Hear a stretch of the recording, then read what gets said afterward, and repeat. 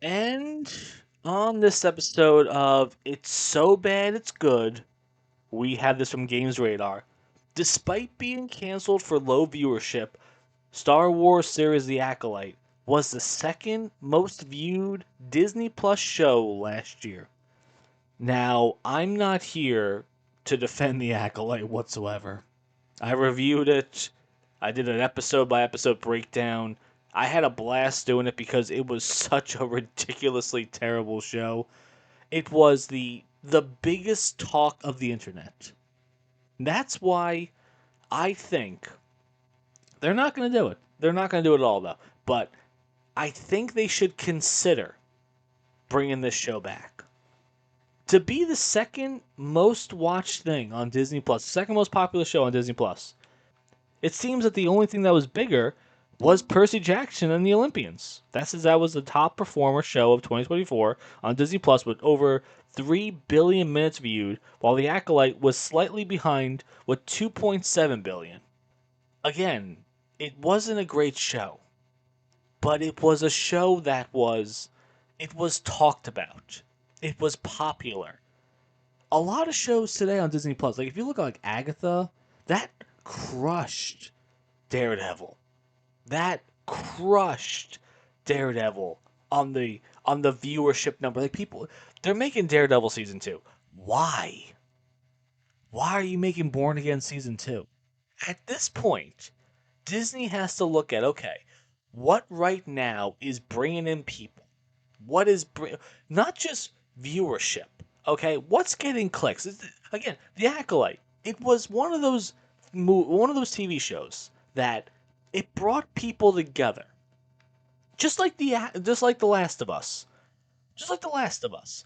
Every now and then, every few months, a show comes out or a movie comes out that is so bad that it brings people together because we make fun of this thing collectively.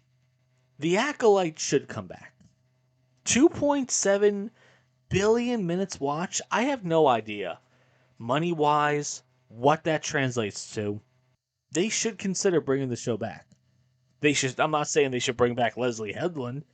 I think they should tell her, nope, you're done here.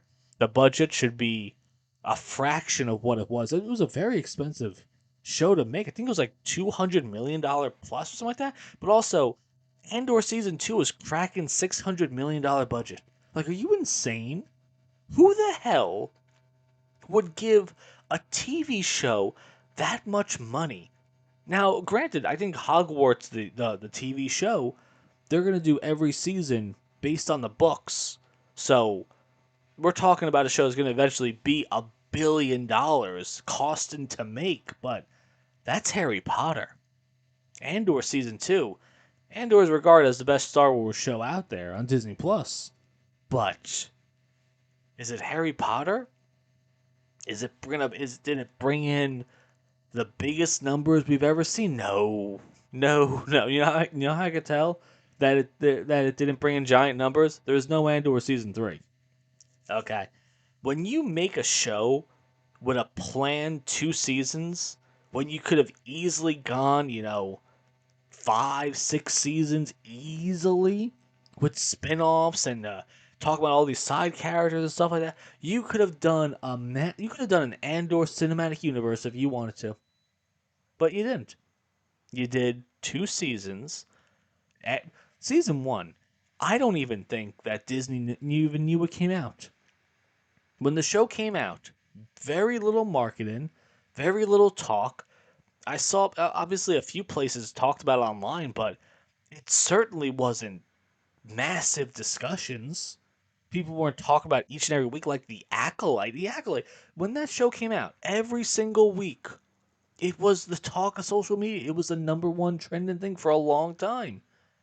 That kind of generates some kind of money, right? But the budget was too big. The budget was huge for a show like this.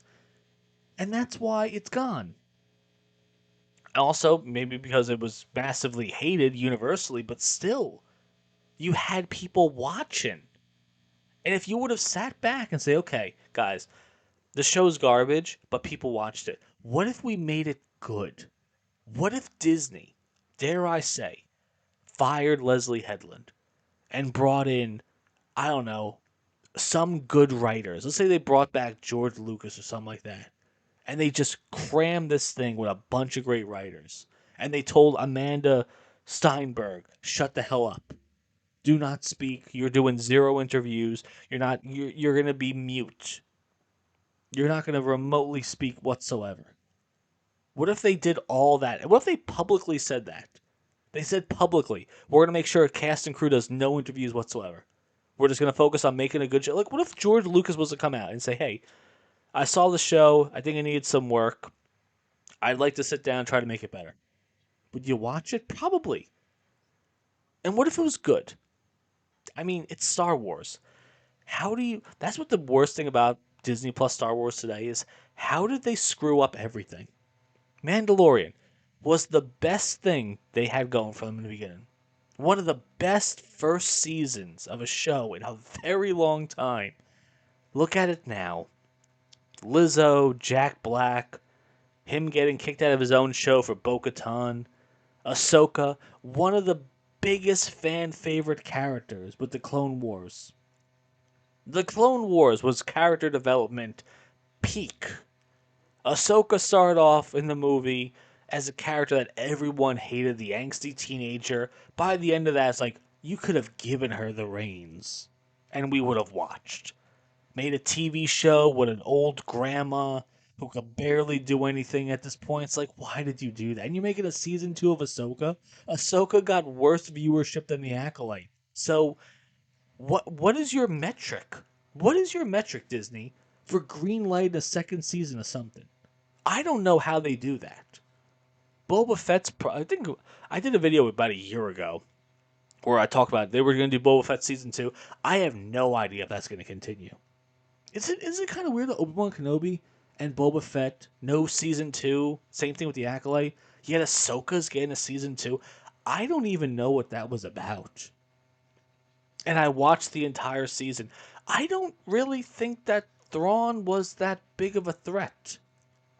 I didn't really see him as, wow, this dude needs to be stopped. It's like, I don't really know what your plan is anymore at this point. But back to the Acolyte. It it was, like I said, a bad show. It was a very memeable show. And sometimes that's what that's what brings people to the theaters. Well, obviously, it was a TV show, but Minecraft. People were going to that movie just to throw popcorn at each other. That movie made a ton of money just through memes alone. You're telling me the Acolyte, if they were to sit back and say, okay, we're going to half the budget and we're going to bring in good writers and we're going to fire Leslie Headland, we're going to make a public display of it, and we're going to talk about how we're going to focus on doing cool things, and George Lucas comes by, he's like, hey, listen, I saw what you guys did with season 1. I was so furious, I bought back the rights to Star Wars so I can get this right. Would you watch season 2? Probably. You'd watch it at least on good faith alone. So, to this headline again, the second most watched, second most watched show on Disney Plus, I would have greenlit a second season. I would have done it in a heartbeat. Because when you're at Disney right now, and everything you're doing is such a failure, Elio is a $300 million box office disaster. Yes, that movie about the kid with the eye patch, $300 million they spent on that. You're telling me the Acolyte didn't make more money? Is it going to make more money with ads and merchandise or whatever? I don't know. I'm not saying it was a good show. I'm just saying I think we have to have a conversation about the Acolyte. But in the end, what do you guys think about that?